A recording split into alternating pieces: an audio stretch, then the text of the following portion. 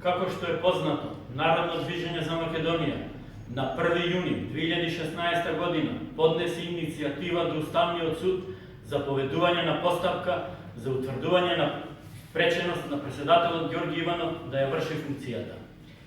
Иницијативата на НДМ се сведува на одлуката на Иванов за аболиција, за која може да се каже дека е во интерес на народот и државата, и неговата одлука за укинување на аболицијата, за која исто така кажа дека е во интерес на народот и државата.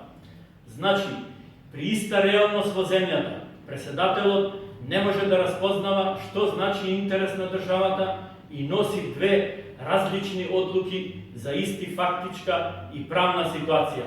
И при тоа и за двете одлуки вели дека се во интерес на народот и државата. Од тука, основано се појави сомнежот дека постојат случаи кои влијаат врз душевната состојба и размислувањето на Иванов да не може да ги свати дејствијата што ги презема, заради што НДМ поднесе иницијатива до Уставниот суд како единствено надлежен орган за утврдување на спреченост на председателот да ја врши функцијата. Меѓутоа, пред 3 дена Уставниот суд не извести дека нема да постапува по иницијативата на НДМ за утврдување на спреченоста на Иванов да ја врши функцијата.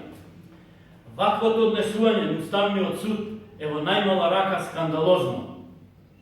Имено, Уставниот суд, согласно член 60 од Деловникот на Уставот, судот е во обврска спреченоста на председателот да ја врши функцијата, да ја утврди врз основа на медицински наод и мислење. Од одговорот на Уставниот суд се гледа дека нема вештачење и дијагноза за Иванов. Од тука се наметнуваат најмалку две прашања. Прво, како Уставниот суд оценил да не постапува кога нема медицинско вештачење за случаите кои влијаат врз душевната состојба и размислувањето на Иванов во контекст на неговото однесување да не може да распознае што значи интерес на државата. Второ, дали Уставниот суд повеќе не е уставен суд, туку конзилиум на психијатри кои самите утврдуваат дијагноза за душевната состојба на Иванов.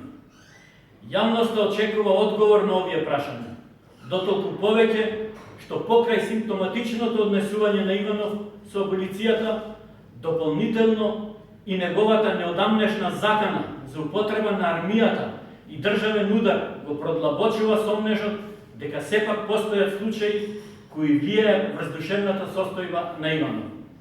А кога некое лице е под ваква состојба, да не речеме стресна, тоа е опасно за народот и државата, бидејќи се работи за преседател на државата, која представува републиката и е врховен командант на вооружените сили на Македонија.